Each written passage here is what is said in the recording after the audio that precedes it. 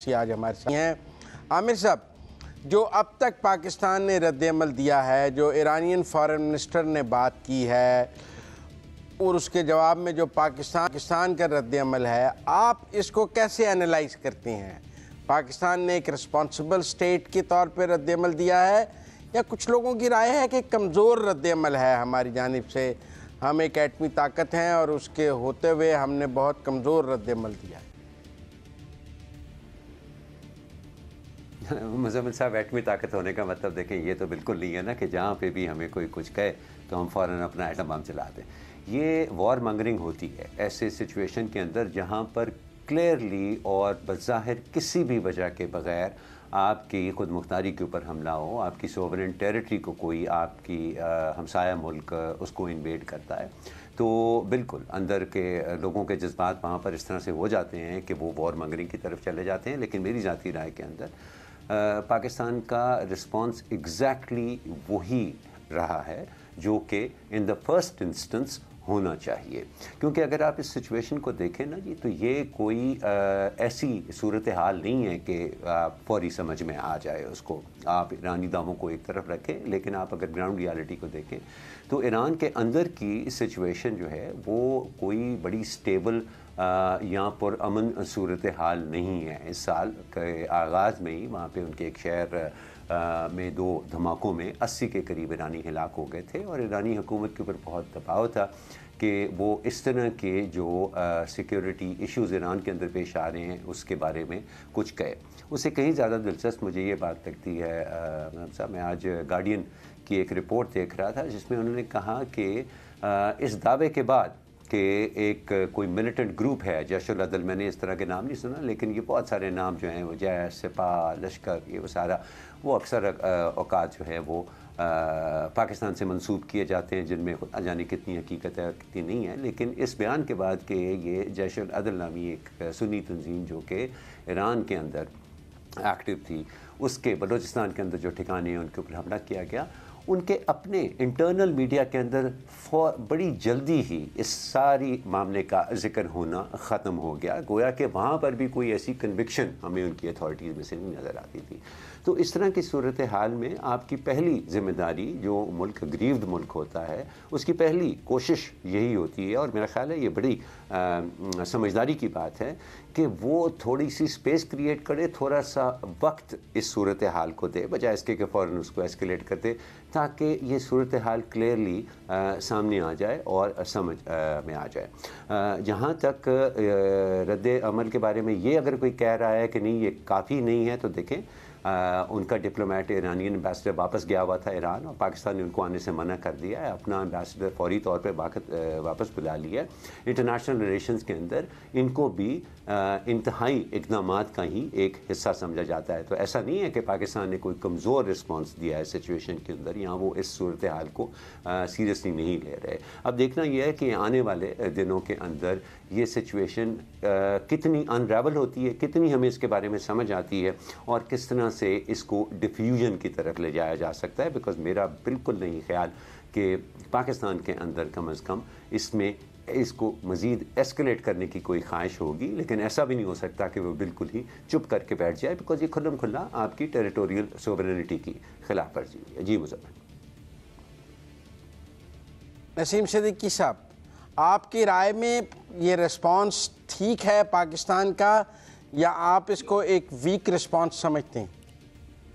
मुज़म्मिल साहब, आमिर साहब बहुत शुक्रिया। देखें मुज़म्मिल साहब, पाकिस्तान जो है एक एटमी ताकत है। हमारी पाक फ़ौज दुनिया की बेहतरीन अफवाज में उसका शुमार होता है। आपने देखा था कि जिस तरह बालाकोट में भारत की तरफ से पाकिस्तान पे हमला किया गया था, तो पाकिस्तान ने टाइम लिया था, फिर उनको बड़ा सरप्राइज़ दिया था और मुंह तोड़ जवाब दिया था, और जो कि भारत को आज भी याद है।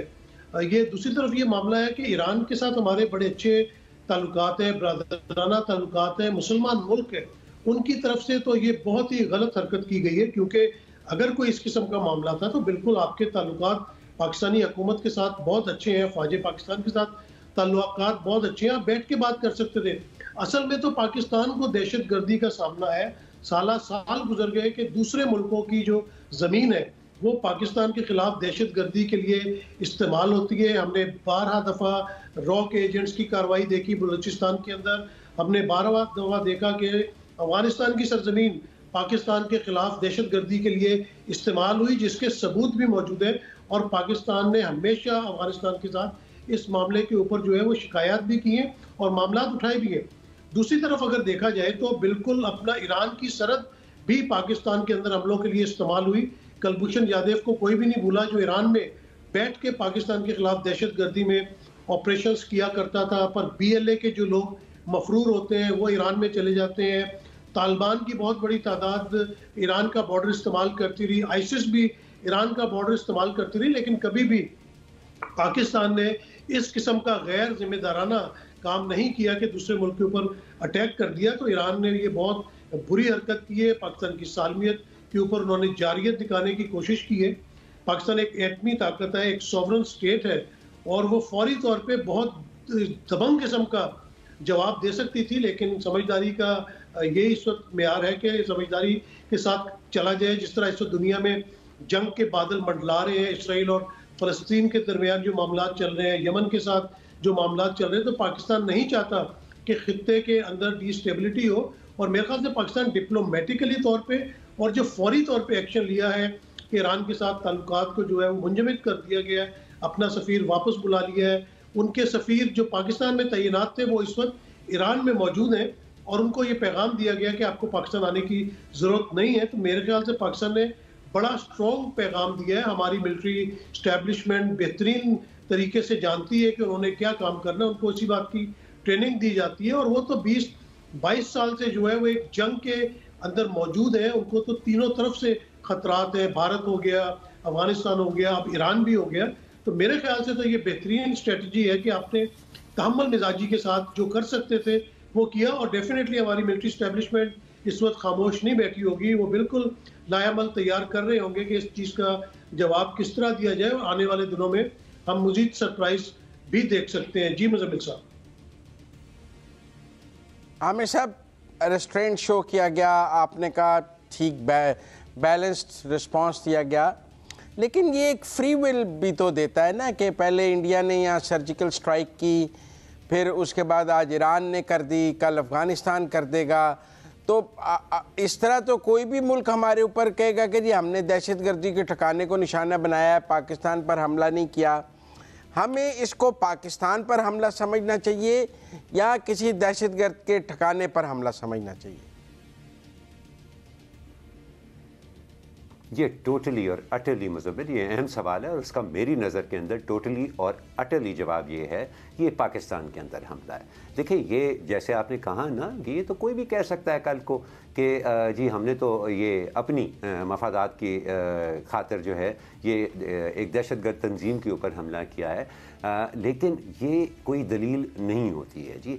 ये तो हमने एक इस तरह के हज़ार झूठ जो हैं वो हमने भारत से सुने देख रखे हैं। देखिए, इसके अंदर बात ये है कि एक जगह पे आज मैं पढ़ रहा था कि पाकिस्तान के 4 में से 3 हमसाया ममालिक के साथ इस वाक़े के बाद अब हालात ताल्लुकात जो हैं वो ख़राब नज़र आते हैं, भारत के साथ भी, अफ़गानिस्तान के साथ भी और अब ईरान के साथ भी। लेकिन मेरे जहन में ये सवाल उठता है और मैं समझता हूँ कि बहुत सारे और लोगों के जहन में भी ये सवाल होगा कि क्या इन सारे मामलात के अंदर पाकिस्तान का कसूर है कि ये हालात ख़राब हुए हैं? क्या हमें इंडिया की पाकिस्तान पॉलिसी एक दानिशमंदाना पॉलिसी नज़र आती है, या अफ़गानिस्तान की पाकिस्तान पॉलिसी बड़ी अक्लमंदी के ऊपर मबनी है, या ईरान की अभी तक जो पाकिस्तान पॉलिसी रही है?